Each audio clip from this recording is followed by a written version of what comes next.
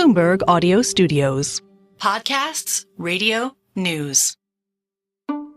It's the final 2 months of the 2024 U.S. presidential race, and that means candidates are pushing hard to fill their campaign coffers for the crucial and expensive push. There is too much at stake, so let's not fall short on our resources. If you can afford, we have to win this. We're going to take back our country. We're going to make America great again.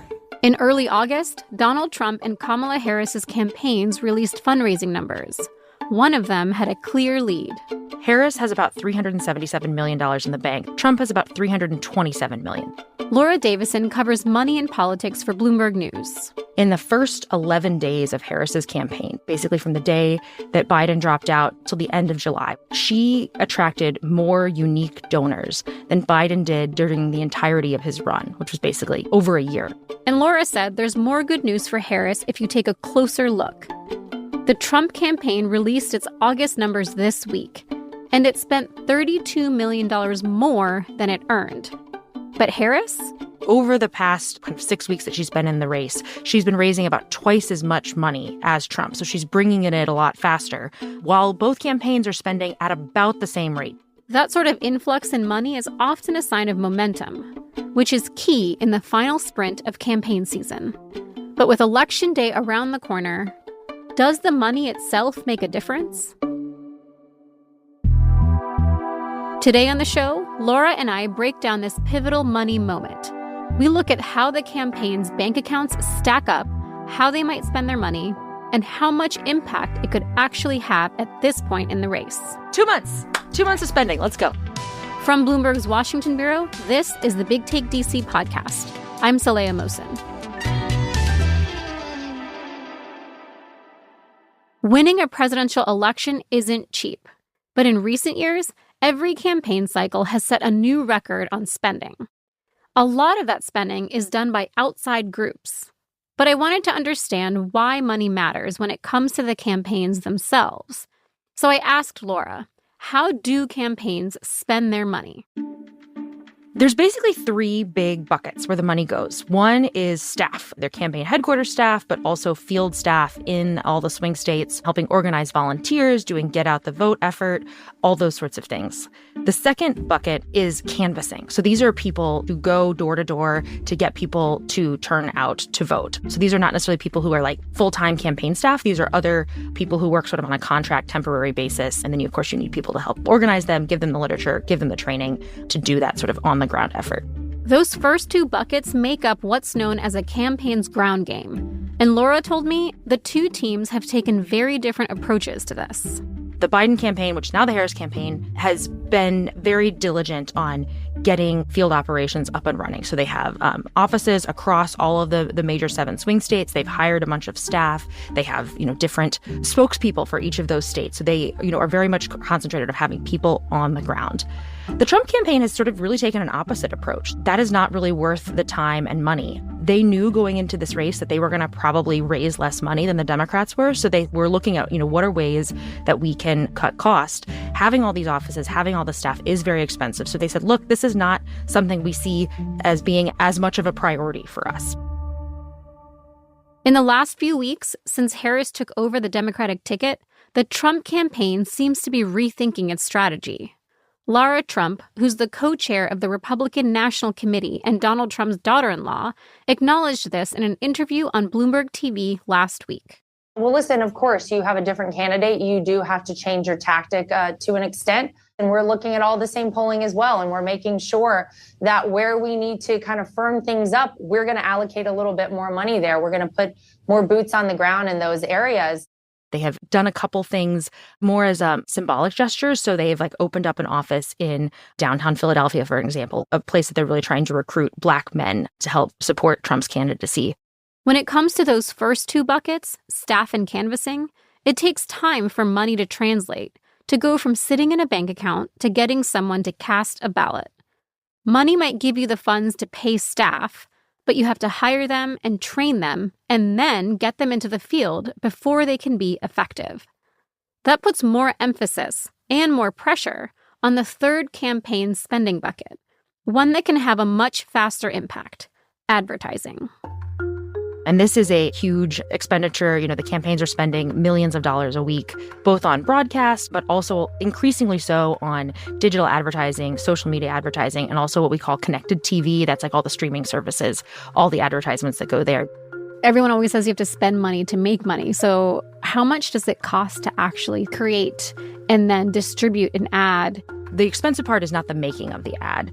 It is the distribution of it. In Michigan, for example, you could buy a 30-second local spot, non-prime time for, a couple $100, $600. But you just want to blanket the airwaves so that you're reaching all the people. That single $600 ad spot can quickly balloon when you're airing it on multiple networks in multiple cities during multiple viewing times. And Laura says that for primetime ad slots, we're talking tens of thousands of dollars. So you're basically wanting to spend as much as you can, one, so that people hear your candidate's name, but also so that your competitor can't buy those spots. It is not out of the question that in a couple weeks, as we really get into the thick of the campaign, that a lot of the regular advertisers for TV, car dealerships, personal injury lawyers, furniture stores are not going to be able to buy ad spots because there's just so much political advertising flooding the waves. Wow. Just blitzed. Totally blitzed. In the past week, Trump's campaign spent nearly $2 million to air a 30-second ad spot in North Carolina alone. It was an attack ad criticizing Harris on the economy, and it aired almost 4,000 times across the state. At this point, the campaigns are going to be spending all of this money to try to win that 2 or 3 or 4% of the electorate that might swing a little bit back and forth. That's Michael Franz, co-director of the Wesleyan Media Project, which tracks political ad trends. That sounds like not a big percentage, but if the Harris campaign said, oh gosh, I'm not going to spend all that money for 3%, then they'd lose. So it becomes the difference between winning the White House and losing the White House, whether you win those 3 or 4%, then it makes sense why you might spend $300 million. Since Harris took over the Democratic ticket, Michael says her campaign seems to have shifted its advertising strategy from that of Biden. Since Biden dropped out, Harris spent like $130 million on ads, which is a lot of money. She has also spent, this has somewhat surprised us, a lot of money, $70 or so million in the last month on Facebook and Google-based advertisements. Trump has always been known as the sort of digital type candidate. He ran for president in 2016 by tweeting. He didn't spend a lot of money on TV ads. It seemed like he was running this rogue campaign. In 2024, he's actually spending most of his money on ads on the TV side. Michael says these strategy shifts could indicate that Harris is focused on targeting younger voters through digital platforms, and that Trump is targeting older voters in battleground states on TV stations with a fixed number of ad spots. And so if you were watching TV in a battleground state like Pennsylvania or something, or in Atlanta, you might actually see more Trump ads than Harris ads. So that's campaign money, how it's spent, and where you'll see the impacts. But how does outside spending help, and sometimes hurt, a candidate? And how critical are the last few weeks leading up to the election across both types of spending? That's coming up.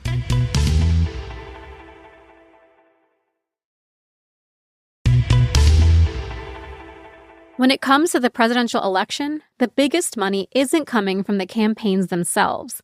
It's from outside groups, known as PACs and super PACs.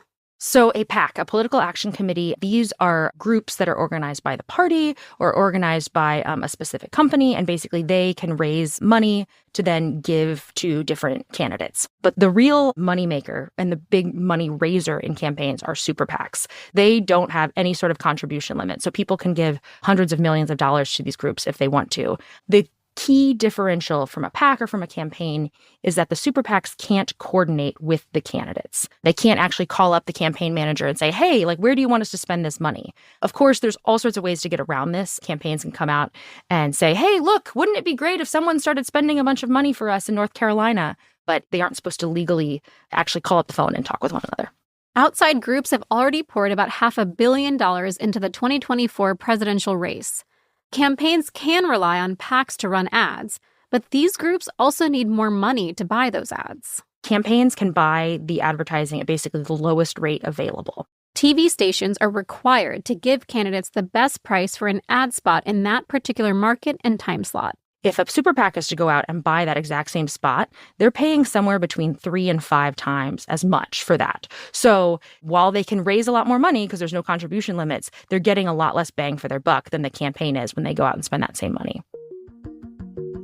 During a primetime college football game in Atlanta last week, it cost the Harris campaign an estimated $3,100 to air a 30-second ad spot.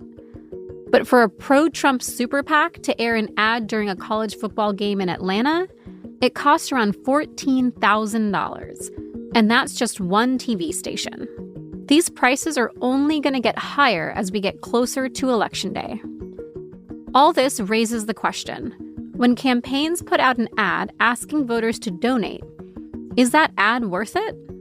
Michael Franz at the Wesleyan Media Center says that you have to think about the long game. You might be spending $1 to raise $2, but then there's a longer term return for those investments because when you contribute, you're obviously giving the campaign your name.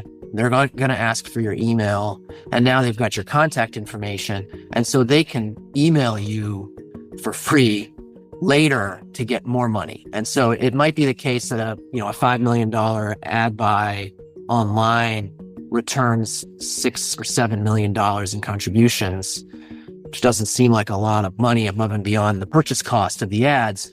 But you've also got this contact list that you can then go back to and raise more money from.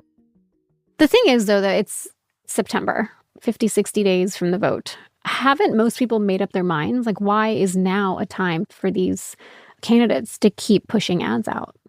Most people have made up their minds, but most people won't be deciding the election. It'll be, 10 or 20,000 people in some of these key swing states, those persuadable voters. The other reason why, particularly if you live in a swing state, you're really going to start to see the advertising ramp up now is because a lot of people aren't paying attention to the presidential election. Labor Day is seen as the time that people really start tuning in. Now is really crunch time. So when it comes to the fundraising gap between Harris and Trump, how much of a role could it play in swing states in the next 2 months? So the gap will matter in that the Harris campaign will probably have more leeway to buy whatever advertising they want, add whatever staff they need, hire whatever canvassers, and just have a little bit more flexibility. Money can't buy happiness, it can't buy election, but it can solve a lot of problems. When it comes to Trump, his campaign may not have quite the flexibility that the Harris campaign does, but he has a lot of support from outside groups. Groups like Elon Musk's super PAC have been pouring money into critical states like North Carolina. And once the next president takes office, there will still be another looming question.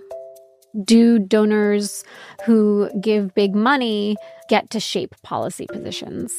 Sort of the, history school answer should be no, that these things are very separate. But the answer is that, yes, we do see people who are big donors, end up in key roles in administrations or having some sway, having access to whoever becomes president. Kind of the key example is that, someone who's a key donor gets a really plum ambassador post of, getting to be the ambassador to France or, getting to have sort of a more ceremonial role that's just sort of a fun job. But in the Trump campaign, for example, you see Howard Lutnick with Cantor Fitzgerald. He's been a major fundraiser. He's hosted many events for Trump. He's given a lot of money. He is now the head of Trump's transition team. He's helping to shape policy. So even before, the election is decided, key donors are already getting slotted into roles that could really help determine the shape of an administration. With Harris and Trump facing off for their first debate next week, we can expect to see a big fundraising push from both campaigns. And Laura says it's not just how much money they raise. We should be paying attention to how these campaigns talk about the money that's coming in. These numbers and how they talk about them sort of tells you where the energy is. When Harris first got into the race, her campaign was coming out every couple days saying, look, we've raised this many more $1 million, and it came from this many givers, signaling there, look, we have a lot of small dollar donors. This shows the energy behind us. When the campaign doesn't talk about that, that's when you can tell that it's more from large dollar donors. That small dollar donor number can really be an indicator of how much enthusiasm there is behind a candidate. Thanks for listening to the Big Take DC podcast from Bloomberg News. I'm Saleha Mohsin. This episode was produced by Julia Press. It was mixed by Blake Maples. It was edited by Aaron Edwards and Wendy Benjaminson, who provides editorial direction with Elizabeth Ponso. The episode was fact-checked by Alex Sugiura. Our senior producers are Kim Gittleson and Naomi Shavin, who also edited this episode. Nicole Beamsterboer is our executive producer. Sage Bauman is Bloomberg's head of podcasts. Please follow and review The Big Take DC wherever you listen to podcasts. It helps new listeners find the show.